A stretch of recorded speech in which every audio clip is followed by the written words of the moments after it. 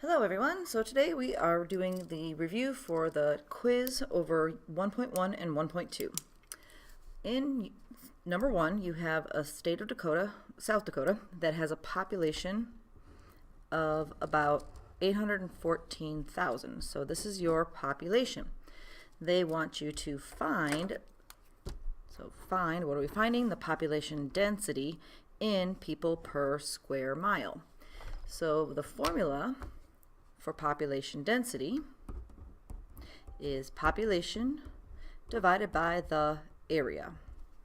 So if we look at our little state here of South Dakota and we find our area is going to equal, since it is primarily a rectangle, we're going to find the approximate area by multiplying the 200 miles by the 380 miles. So when I multiply that out, I get an area of 76,000 miles squared. So that is my area, approximate area of South Dakota. So now that I have my population and my area, I can find my population density. So population density equals my population, 814,000 people over 76,000 miles squared. So when I divide that in my calculator, and I'm going to round it to the nearest person, so this is going to be approximate values, not an exact value, so we have the squiggly equals to show that it's approximated. So when I divide that and I round to the nearest whole number, because we don't want a partial person, we get 11 people per square mile. And that is our answer to problem number 1. Moving on to problem number 2, you have about 1.2 million people. So that 1.2 million people is going to be our population. They live in a circular region, so that's going to tell us about our area. And they also tell us our radius is 6 miles. So between those two pieces of information, our area, which is pi r squared for a circle, and then plugging that 6 in for the radius,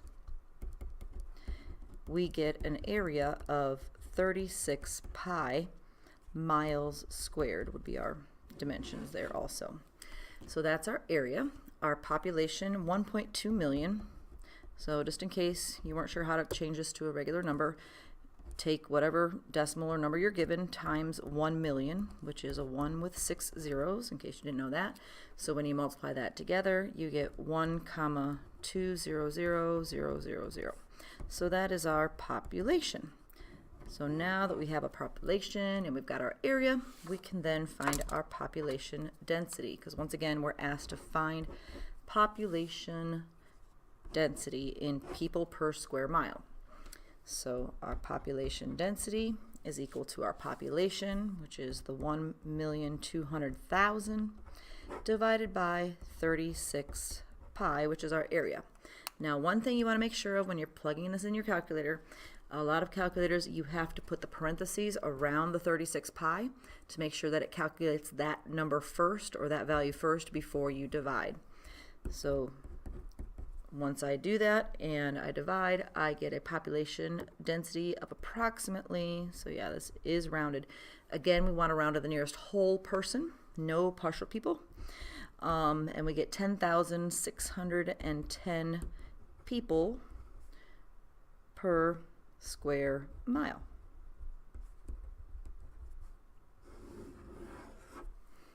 All right, so there we have our answer for number 2. Number 3. So in number 3, we also have a circular region, and they tell us the diameter is 15 miles. And they're also telling us it has a population density of about 5,000 people per square mile. And we are trying to find, you're asked to find the number of people who live in the region. So if you're finding the number of people, you're basically finding the population. So if your formula population density equals population divided by the area, if we want to solve for population, basically multiply both sides of your equation by the area. So that doesn't look too pretty here, but the areas basically reduce. So if you take the area times the population density, that is going to equal your population. So sometimes it's easier to do the rewriting of the formulas at this point rather than at the end. So we need to find the area and we need the population density, which we are already given. But we don't know the area. They don't come out and tell us the area. They tell us it's a circular region and they tell us there's a 15-mile diameter. So to find area, which is pi r squared, we have to divide that 15-mile diameter by 2, which is going to be 7.5. So our area is going to equal pi times 7.5 squared. And if I keep that in terms of pi, 7.5 squared is 56.25. So 56.25 pi miles squared. So that gives us our area, and then we have the population right here. So now, our population density, sorry. So now all we have to do is take our area times our population density. So the area is 56.25 pi, and then that's miles squared. I probably should put that units of measure in there. And then we're multiplying it by the population density, which was 5,000 people, ppl for people, per square mile, so that's 1 mile squared. So then we can see that our units of miles squared is going to reduce, and we just have to multiply the 56.25 pi times your 5,000 to get our population. So let's use a different color. So when I multiply that out, zoom in a little bit, we end up getting approximately, again, this is a rounded value, and we're not going to have any partial people, so we're going to round to the nearest whole number.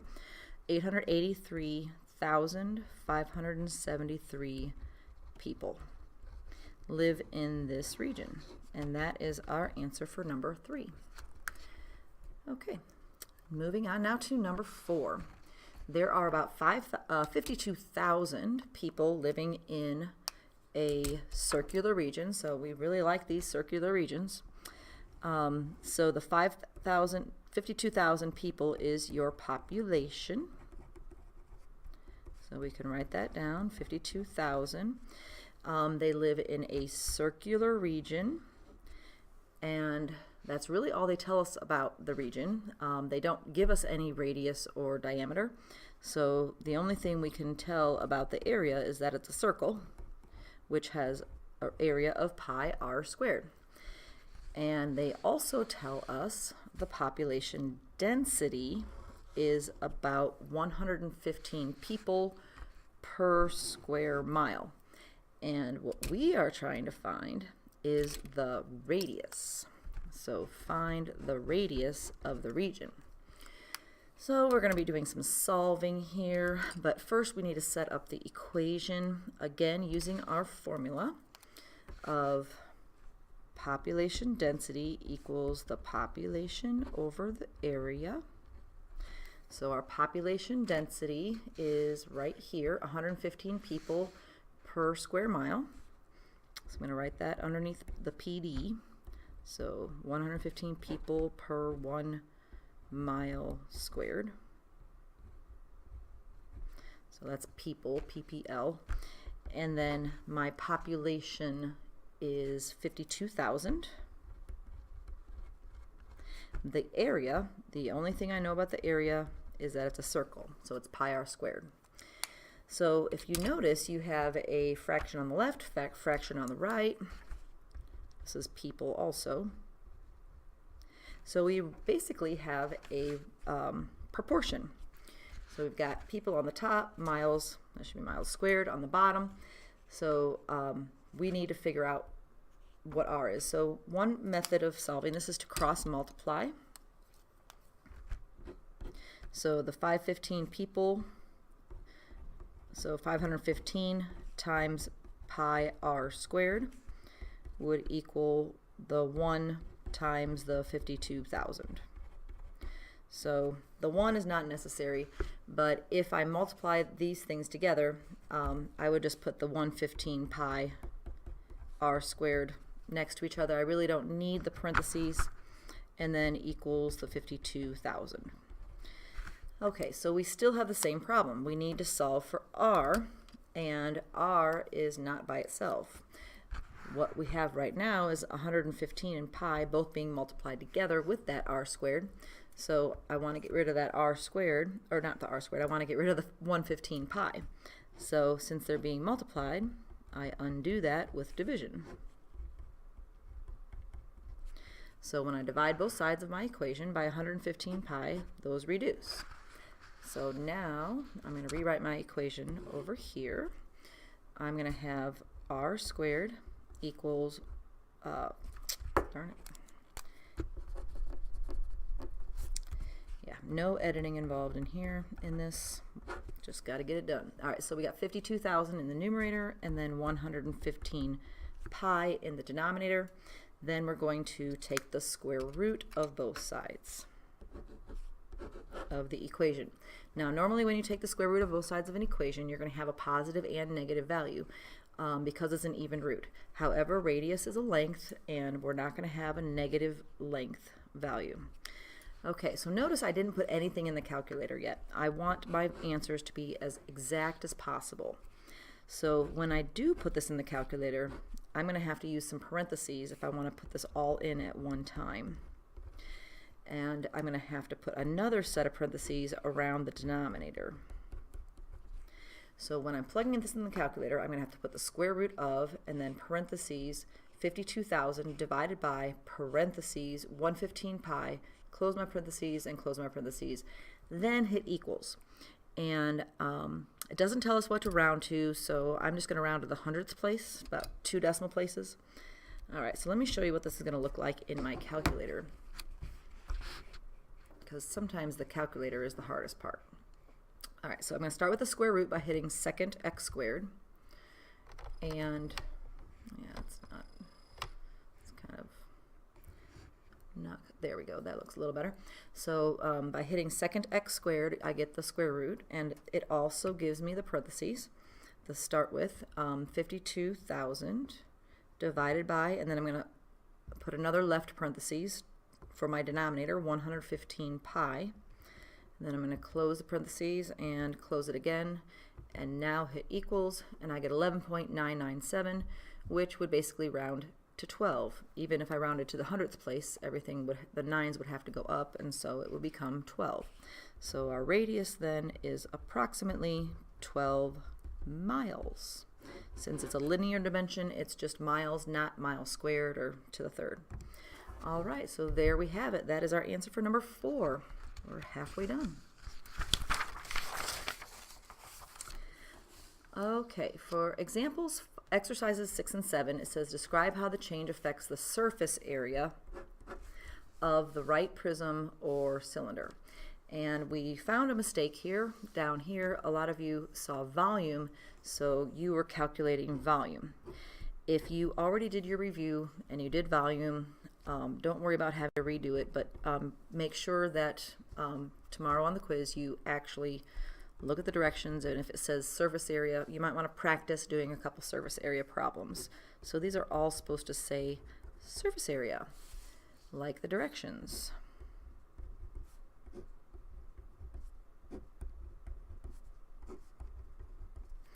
All right, so surface area formulas for a cylinder. So I'm going to start with the original. So my original cylinder, the volume, or not volume, surface area is 2 pi r squared plus 2 pi r h. So if I look at my picture, my radius is 6 and my height is 7. So I'm going to calculate 2 pi and then 6 squared plus 2 pi and then 6 times 7, because that's my radius and height. And again, I want to leave my values as exact as possible. So I'm going to take that 6 and square it times that 2. So that's 36 times 2, which is 72 pi.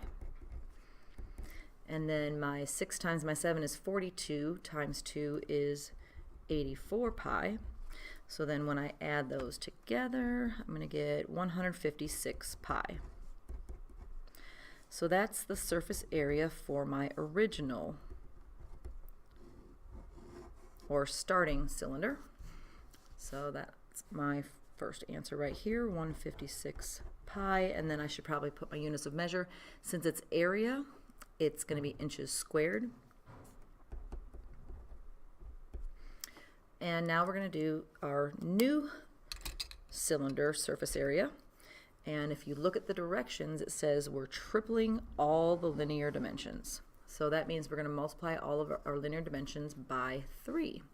So our radius now is going to equal 18, and our height is going to equal 21. So when I'm plugging it into my formula now, I have to remember to use 18 and 21. So surface area formula again is 2 pi r squared, but my r this time, my radius this time is 18, plus 2 pi r h.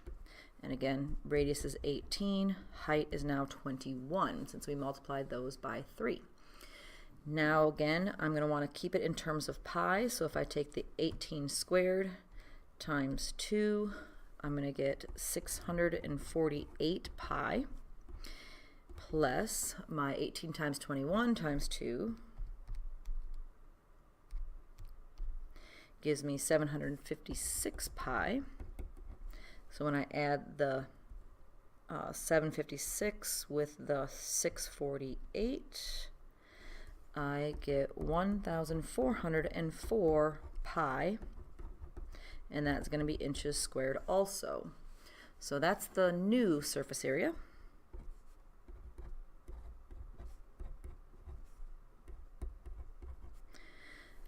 All right, so then we want to answer the fill in the blank here. It says the surface area of the new solid is blank times the original surface area. So this is where we're going to do a ratio.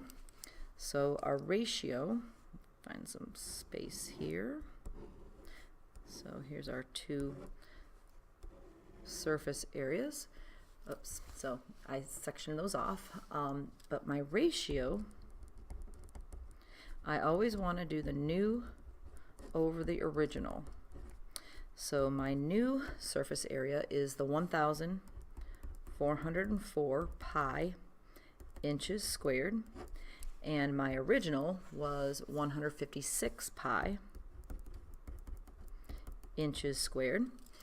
And then we're going to reduce that ratio, so the pi's reduce, the inches squared reduce, so we really just have 1,404 divided by 156. And again, I want that to be as exact as possible, so I want it to be a fraction, not necessarily a decimal. So maybe it'll be a whole number, I don't know. Let's see, 1,404 ABC 156, and we get 9 exactly. So if you had divided, you would have gotten an exact number, which would have been fine. So we get the surface area of the new solid is 9 times the original surface area. All right, so that was our cylinder. The next one that we have in number 7 is a rectangular prism. So the formula that we have for a prism, I'm going to use some of the space up here. So the formula that we have for the surface area of a prism is 2 times capital B, or big B, plus big P times H. Well, in a rectangular prism, I'm going to call the base the top and the bottom. So the bottom, the area of the base, or this rectangle, is going to just be this length times that width. So I'm going to take 2 times this length times that width. So 6.2 feet times 3 feet. Then we have to find the perimeter of our rectangle. So the formula for perimeter of a rectangle is 2 lengths plus 2 widths. So 2 lengths, so if I have the 6.2 times 2, and then plus 2 widths, so 2 3s, I could probably do that in my head, and then that is multiplied then by my height, which is 8.5. Again, these are all feet, so my area is going to end up being feet squared. So now let's use our calculator, help us here. Well, let's see, 6.2 times, and then the 3 times 2 would be 6. So that's going to be 37.2 plus, and then when we multiply all this out, 6.2 times 2 plus 2 times 3, which is 6. I'm going to hit equals, so that's 18.4. And then I'm going to multiply that by the 8.5, which is my height, and I get 156.4. So my surface area ends up being 37.2 plus 156.4. And again, you don't have to necessarily write all of these steps out. I'm just showing it to make sure that everybody is following along. And we get 193.6 feet squared. Right, this is feet, yes. All right, so that is our surface area for the original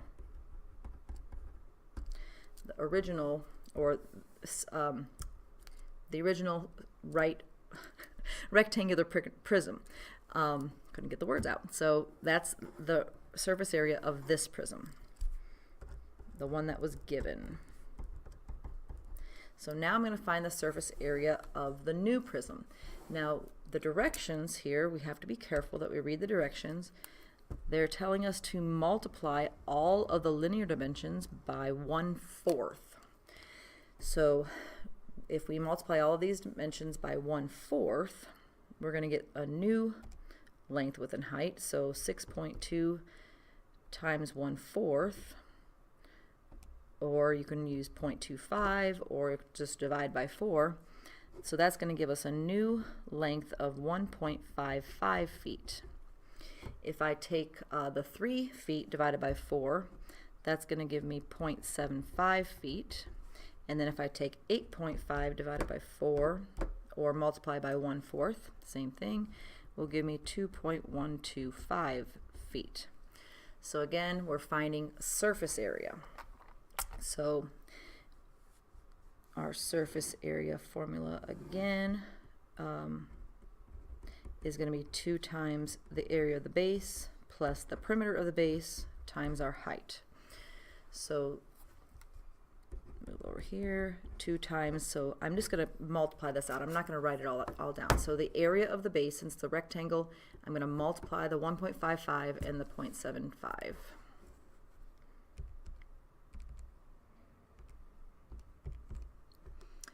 And I get 1.1625. And then plus the perimeter. So if I'm finding the perimeter of my rectangle, I've got 2 sides that are 0.75, and I've got 2 sides that are 1.55. So if I add all the sides, or take 2 times the length plus 2 times the width, so I'm going to take 2 times the 1.55 plus 2 times my 0.75. So my perimeter is 4.6. And then I'm going to multiply that by my height, which is the 2.125. And again, I know that those decimals are like 2 or 3 places, but or 3 or 4 places, but that's okay. They're exact values, and we want to keep it exact if possible. All right, so now I'm going to multiply. I've already got the 4.6 in the calculator, so let's multiply that by the 2.125. And that gives me 9.775. and then take my 2 times my 1.16, whoops, 625. Double check always that you're putting the numbers in the calculator correctly. So 2.325. So now I'm going to add that to my 9.775, and I get 12.1. Again, that's going to be feet squared because it's area. So that's my new surface area, 12.1 feet squared. So now we want to know how many times the new one is from the original. So we're going to write a ratio. Again, it's always the new over the original. So the new surface area was 12.1 feet squared. My original was 193.6. So if I divide that, 12.1 by 193.6, I am going to get 0.0625, which is a decimal. However, if we can, we'd like to write these as fractions. So to change it to a fraction, I'm going to hit my second PRB button, and it will is equivalent to 1/16. So our new prism is 1/16 times the original. All right, so that was number 6 and 7. Moving on now to number 8. So number 8, we have a baseball. So think of a baseball. A baseball is in the shape of a sphere. So that might be important. It has a 2.9-inch diameter. So if we divide that by 2, we'll get a radius of 1.45. And then it has a layer of leather on its surface. Okay, so does a softball with a diameter that's 4/3 times the diameter, so the diameter is 4/3 times the diameter of a baseball. It's asking, does a softball with a diameter of 4/3 times the diameter of a baseball need 4/3 times the amount of leather? So in order to figure that out, we need to figure out what the surface area is for both of these balls. So we've got the baseball and we got the softball. So the surface area for a sphere, the formula is 4 pi r squared. So the surface area for the original, or the baseball, is going to equal 4 pi, and our radius is 1.45 squared. So when I calculate that, I'm going to leave it in terms of pi to be as accurate as possible. So 140.45, I'm going to square that, times the 4. So the surface area of the baseball is 8.41 pi, and that's inches squared. Now let's calculate the surface area for the softball. So we're going to use the same formula. Surface area equals 4 pi r squared. But they don't tell us what the radius is, so we're going to have to do some calculations here. Well, 4/3 of the 2.9-inch diameter of the baseball, if I take my 4/3 for ABC3 times the 2.9, that gives me a repeating decimal, so that means that can be turned into a fraction. So I hit second PRB, and I get 3 13/15. But then I have to divide that by 2 because that's my diameter. So the diameter of the softball is 3 13/15.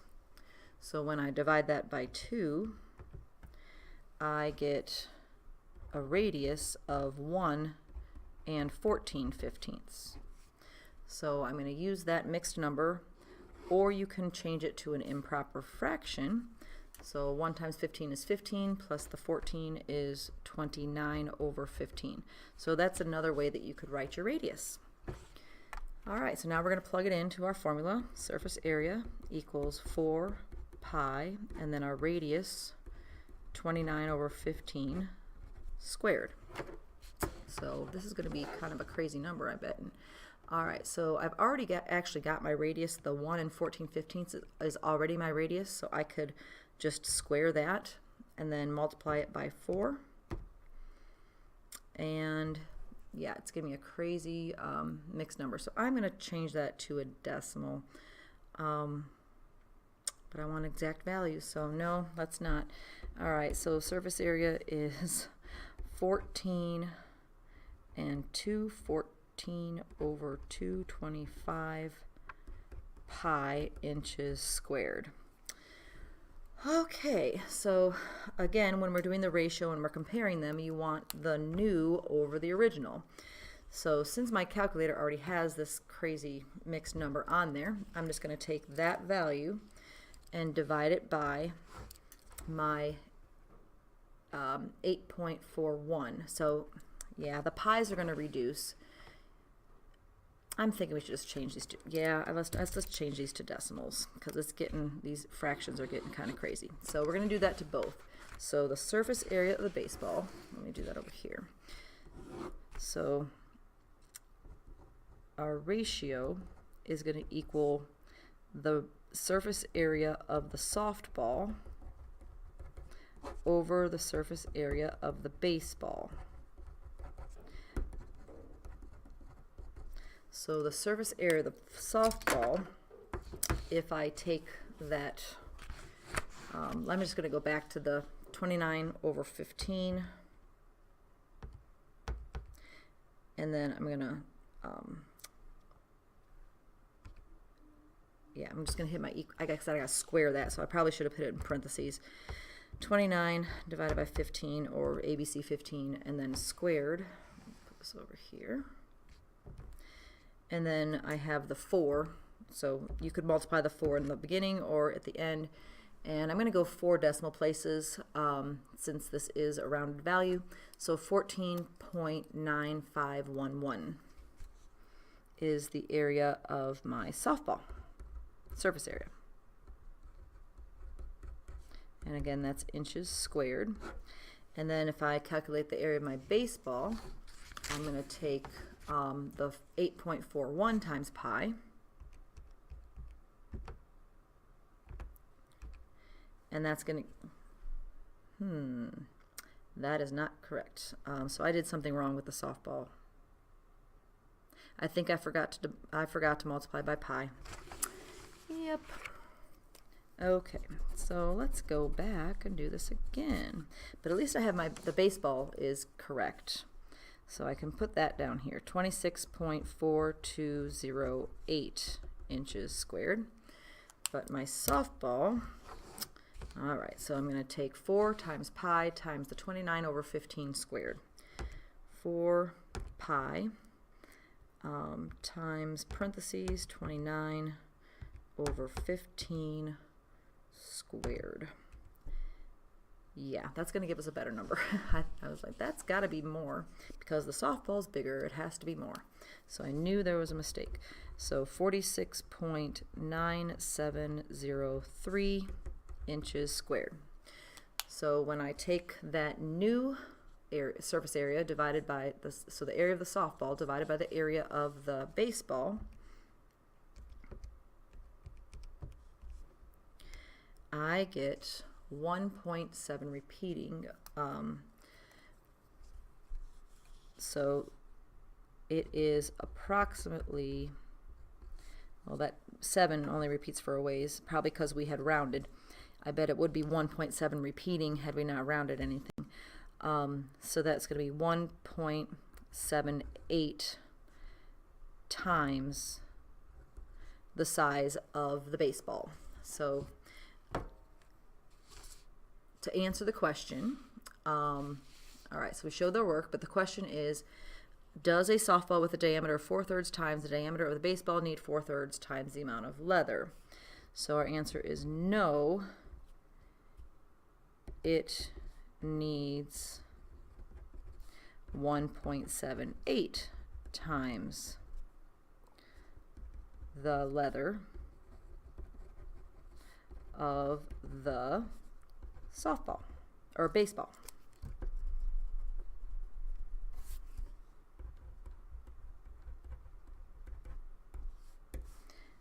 All right, so that would be how we'd write our answer. So they're asking it, how much leather do we need? Well, so 4/3 is 1.3 repeating, where we got 1.7 repeating for a while, which we rounded to 1.78, so they are not the same value. All right, so that's our answer for 8A. Now we have to move on to 8B. So what is the radius of a softball that uses 4/3 of the amount of leather used to cover the 2.9-inch baseball? Okay, so I'm pretty sure we already figured that out because it's still 4/3 times of the amount. So our radius was 29/15. So I think we already answered that question earlier. So 29/15 inches, or you could say 1 14/15 of an inch, or inches. So either one of those would be acceptable. Okay, so moving on. Now these problems here, 9, 10, and 11, are from section 1.2. So question number 9 says that we have a cone-shaped object that has a radius of 12 centimeters and a slanted height of 20 centimeters. If the object, or let's see, the density, so let me zoom out so you can see the whole thing. The density of the object is 0.92 grams per centimeter cubed. And they want to know what the mass is of the object to the nearest gram. All right, so we've got a cone, so we're using our density equals mass divided by volume formula. And for this, I like to also include the little triangle trick where if you have your density here and your mass and your volume, if you're looking for mass, mass is on the top, so the D and the V have to be multiplied together. So from this little triangle, I can get my other formulas, or I convert my formulas so that I can get mass equals density times volume. And then volume, since the V is here and the mass is on the top, over the density, so volume equals mass over density, or mass divided by density. So depending on what you're trying to find, we've got those three formulas to use depending on what we're trying to find. And again, that triangle is pretty helpful if you can, but you have to remember how to set it up. All right, so we have a cone-shaped object. So if I draw a picture, this one I might want to draw a picture. So we've got this cone. So I'm going to do a half of an oval there, and then dotted, and then bring the sides up. They're telling us that the radius is 12 centimeters, and the slanted height is 20 centimeters. So if we are trying to find, and they're telling us the density. Okay, so we're trying to find the mass. So in order to find the mass, we need to take the density times the volume. Well, we need to find the volume of this cone. Well, in order to find volume of a cone, we have to know the height, because the formula for the volume of a cone is 1/3 pi r squared h. So we need the perpendicular height, not the slanted height, which means we're going to have to use our Pythagorean theorem to find h. So Pythagorean theorem, h squared plus 12 squared would equal 20 squared. So if I subtract the 12 squared, h squared would equal 20 squared minus 12 squared. And then if I do that calculation, I get h squared equals, let's see, 400 minus 144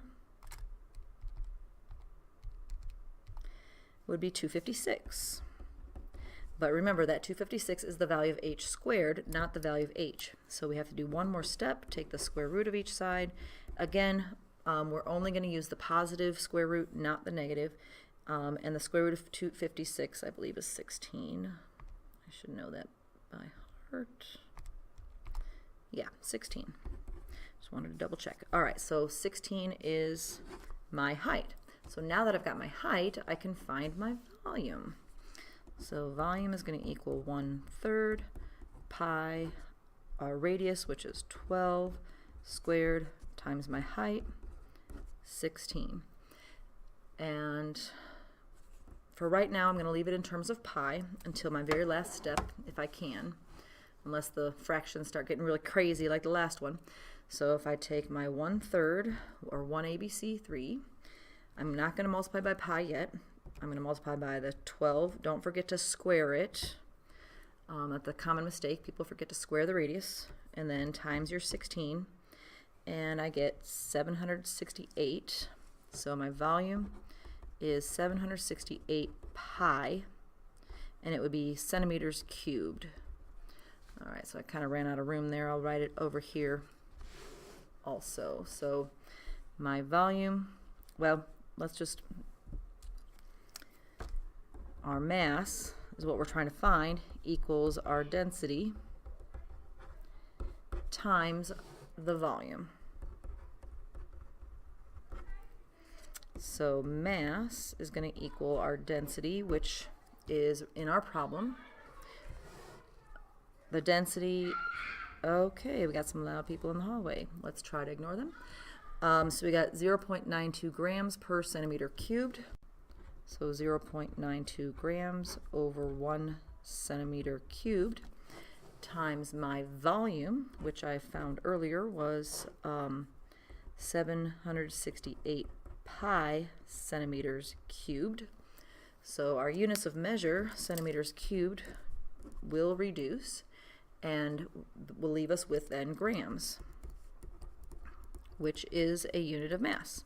But we need to figure out how many grams it is, and they're telling us to what is the mass. They're asking us what is the mass of the object to the nearest gram, not a tenth of a gram or a hundredth of a gram, gram. So that means we're going to round it to the nearest whole number.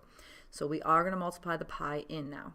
So we're at our last step of the problem, so that's when you want to multiply that in if you are rounding.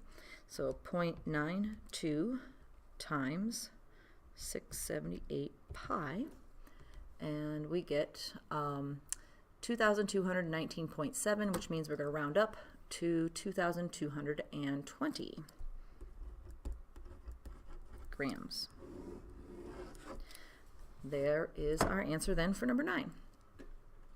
All right, the next one we have an object that's shaped like a square pyramid. It has a side length of 10 centimeters and a slant height of 13 centimeters. The object has a mass of 343 grams, and we're trying to find the density.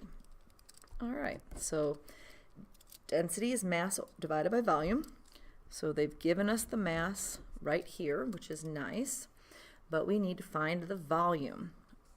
Well, we've got a square pyramid, and the square pyramid has a side length of 10 centimeters and a slanted height of 13 centimeters. So if we were to draw a picture, a three-dimensional square pyramid, it's a little bit tricky to draw, I would draw like a parallelogram, and then a pyramid would be the one with the at the top. So we're going to connect all of these points here. So what they're telling us is that the side length is 10 centimeters and the slanted height is 13 centimeters. But in order to find the volume of a pyramid, the volume of a pyramid is again 1/3, but instead of pi r squared, it's 1/3 big B times h, where big B is the area of the base. And our height is our perpendicular height that would go from the center to the top. So we need to, again, find that perpendicular height. Now, since I'm going to zoom in here so we can see this a little better. since this is a square and it's 10 centimeters from one side to the other, it would also be 10 centimeters from the center of one side to the center of the other. So our radius here, well, kind of like a radius, but from the center of our pyramid to the edge would be half of the 10 centimeters. So I'm gonna draw this out to the side. So this triangle so we've got our perpendicular height that we're trying to find. The side here, the leg here, would be half of 10, or 5, and then the slanted height is 13 centimeters. So again, we're trying to find the height, so we're going to use the Pythagorean theorem. So our h squared is going to equal my hypotenuse squared, which is 13 squared, but since I'm finding the leg, I have to subtract the 5 squared. So that's going to be 169 minus 25, which is 144. So h squared is going to equal 144. And then we have to take the square root of that. So the value, our perpendicular height, is going to equal 12. All right, so now that we have the perpendicular height, we can now find our volume. So I'm going to just bring this down. So I'm going to have to plug in the 1/3. And we also need to find the area of our base. Well, since it's a square, we just have to take the side length times itself, because if it was a rectangle, it would be length times width, where square is a rectangle, but the length and the width are the same, so it's 10 times another 10, which would be 100 centimeters squared, times our height, which is 12 centimeters. So then when I multiply all that together, we should get a volume of 400. Let's see, yeah, because 1/3 of 12 would be 4 times 100 is 400, and it would be centimeters cubed. So now that we have our volume, we can then go back and find our density. So we have the pieces now. So our density equals our mass over our volume. So our mass was 345 grams. Our volume is 400 centimeters cubed. And they want the density rounded to the nearest hundredth. So they're telling us what to round to. And they want it in grams per centimeter, cubic centimeters, which is exactly what we have here, so that's good. So I just need to divide the 345 by 400. So that's going to, and then when I round to the nearest hundredth, the 6 is going to stay the same because it has a 2 after it. So 0.86 grams per centimeter cubed. All right, so that is the answer to the first part of question 10. The second part of question 10, it asks whether the object will sink or float in water. And to explain, well, they gave you the density of water was 1 gram per centimeter cubed, and we did some problems like this in our notes. So because the density of this object is less than 1, it is going to float. So the object will float because the density, and I might just want to put in parentheses 0.86 grams per centimeter cubed, is less than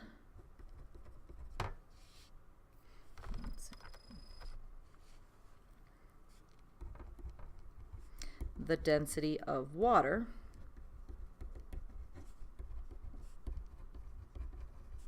which again was the 1 gram per centimeter cubed.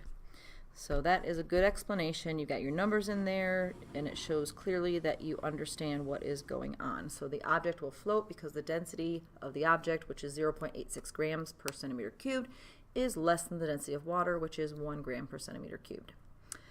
Very good. All right, so moving on, last problem. We have another object. They're telling us that the density is 0.56 grams per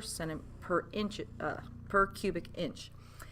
And they're telling us the mass of this object is 52,356 grams.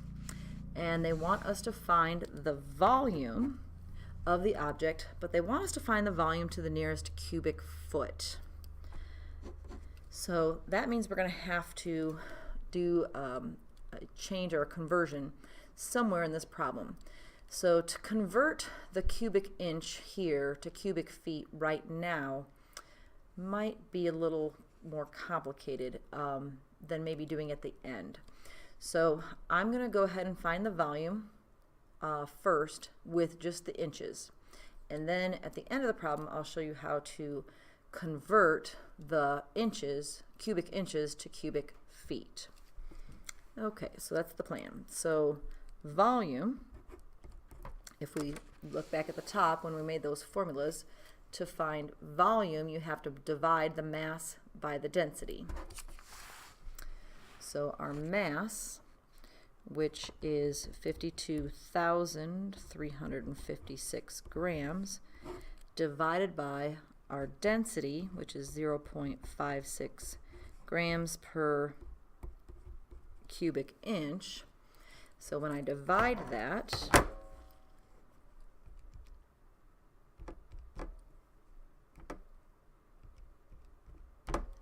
I get a nice long decimal here. So I'm going to go 4 decimal places.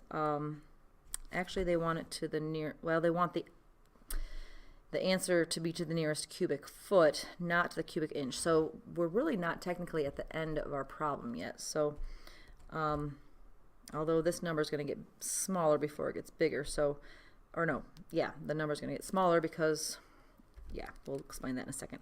All right, so we end up getting 93,492. And again, I'm going to go 4 decimal places just for now.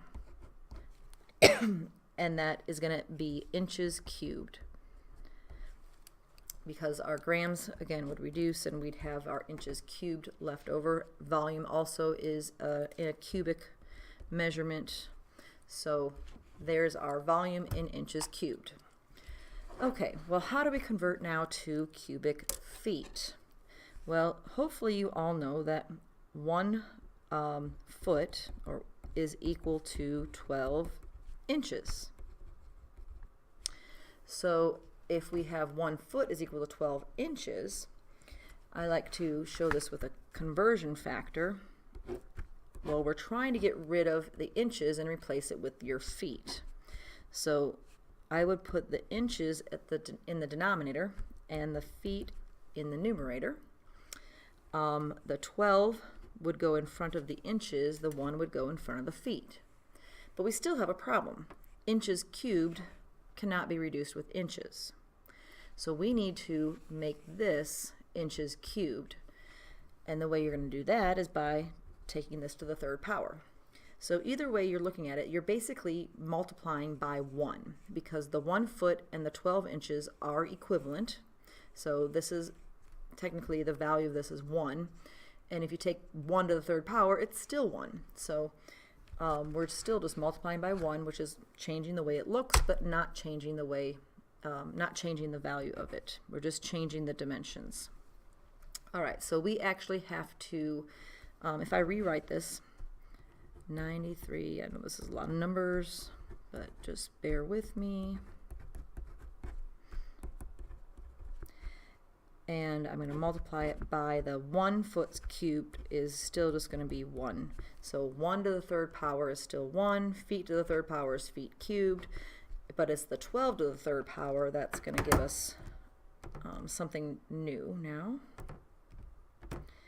1,728 inches cubed. So you basically have to take everything to the 3rd power. And if you want to, you can put this whole thing over 1. So we're multiplying these together. So now that we have comparable units of measure, we can reduce the inches cubed. And then if you multiply across, you've got this times 1 foot cubed over the 1728. So we're basically going to be dividing. So when we divide, I'm going to take that value, 93492.8571, divided by the 1,728. And now this is my final answer, and I want to round to the nearest cubic foot. So that will round, so not a tenth of a foot or a hundredth of a foot, a whole foot. So we're rounding to the nearest whole number, or 54. So it's going to be 54 feet cubed. And that's our last answer. Thank you very much. Hope this helps. Good luck studying.